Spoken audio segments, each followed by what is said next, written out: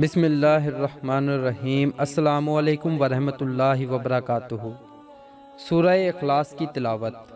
50 سال کے گناہ معاف۔ نبی کریم صلی اللہ علیہ وآلہ وسلم نے فرمایا، جو شخص ہر روز 200 مرتبہ قل هو اللہ احد اللہ صمد لم یلد ولم یولد ولم یکن لہ کفوا احد پڑھے گا تو اس کے قرض کے علاوہ اس کے 50 سال تک کے گناہ مٹا دیے جائیں گے۔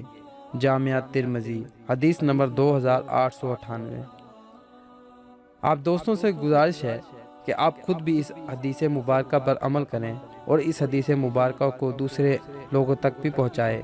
اللہ پاک ہم سب کو حدیث مبارکہ پر عمل کرنے کی توفیق عطا فرمائے، آمین۔